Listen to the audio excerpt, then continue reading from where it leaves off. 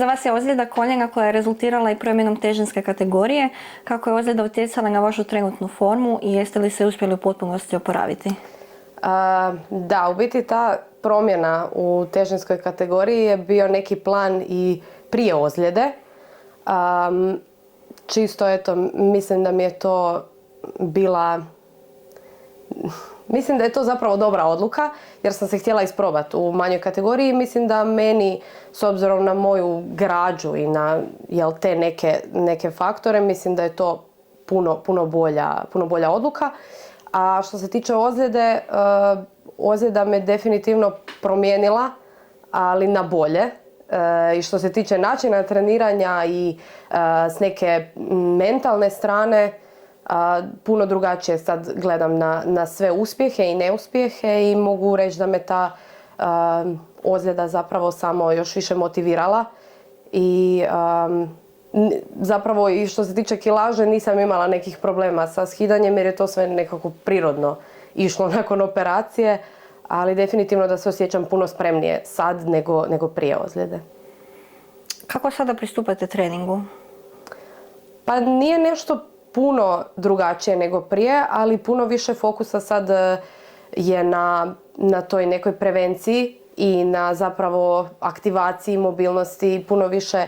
I prije sam ja naravno dosta forsirala tu fizičku pripremu, ali sad je to naravno još više, pogotovo zato da se ne bi, ne daj Bože, ponovilo nešto, ali mislim da, u biti puno ozbiljnije sad pristupam tom nekom zagrijavanju, ajmo reći. Koliko je teško, odnosno izazovno održavati ovu novu kilažu?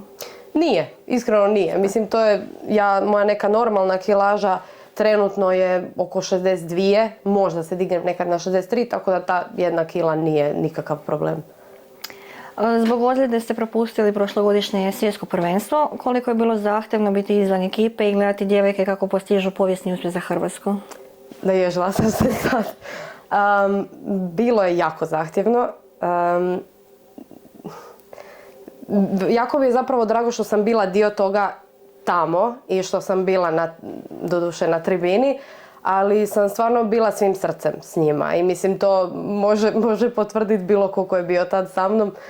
Stvarno sam to sve proživjela jako emotivno i bilo mi je stvarno to je koliko god da je to bio uspjeh za njih, bio je uspjeh i za mene jer se stvarno osjećam kao dio te ekipe bez obzira da li sam bila na tatamiju ili na tribini.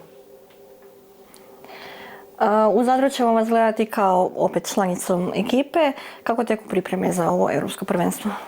Pa mogu reći da su bile dosta intenzivnije, mislim meni osobno, pogotovo i radi te ozljede i radi tog povratka.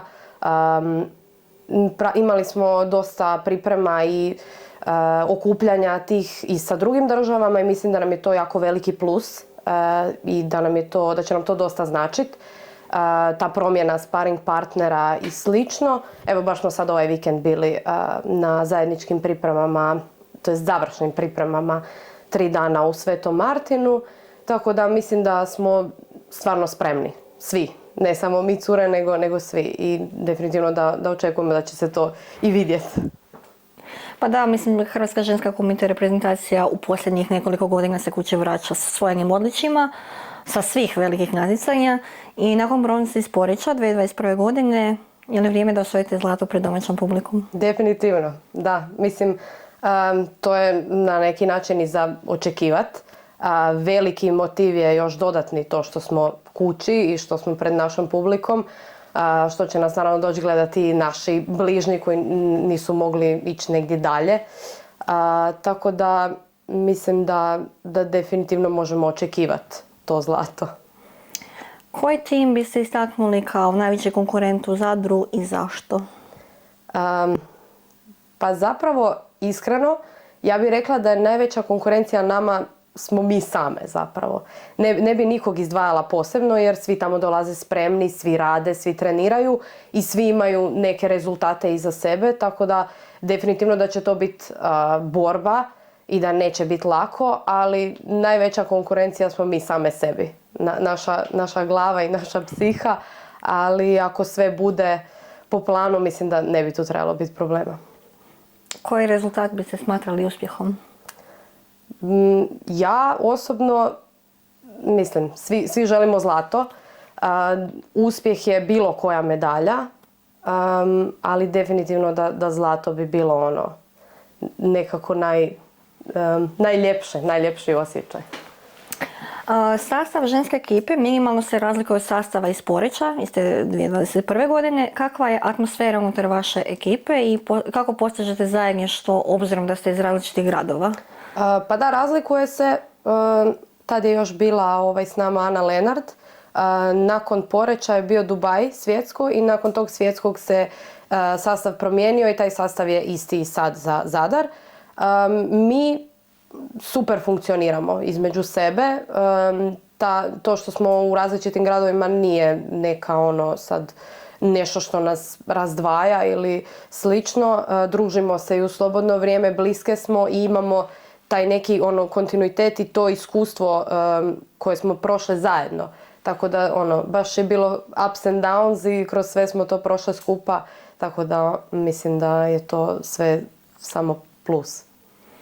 Koga u ekipi smatrate najjačim adutom i zašto? Pa nemamo najjačeg aduta. Mislim da svaka od nas, zapravo zbog toga smo i drugačije i posebne i to govore naravno i ti naši rezultati. Svaka od nas ima to nešto, neku kockicu koja se na kraju uklopi se to sve u jednu jako lijepu priču, tako da upravo u pravom trenutku kad nam treba to nešto što ima svaka od nas, mi to iskoristimo i onda to bude kompletno. Hrvatska u ženskom komite reprezentaciju ima i uspješnu mušku komite ekipu. Mogu li momci ponoviti zlato iz Poreča? Mi se nadamo i mislim da ne bi bilo veće sreće nego da osvojimo zlato i mi cure i dečki. Mislim, ekipa je zapravo ista. Tih prvih 5 ploča je isto. Ove sad dodatni 2 ili 3, oni su se mijenjali tokom godina. Ali ako budu na svom nivou i ako pokažu sve ono što su radili, svoju kvalitetu, definitivno da su konkurenti za zlato. Možete li predvidjeti koliko medalja će hrvatska karate i para karate reprezentacija osvojiti u Zadru? Pa voljela bi da mogu predvidjeti. Ja se nadam da će ih biti što više. Na našu računam i na mušku ekipnu. Imamo također i pojedinačno Anđelo, Ivan, od cura isto. Svi smo mi tu u vrhu, tako da definitivno da bi uspjeh bio nekih možda 7-8 medalja. Hvala Mija i sretno. Hvala.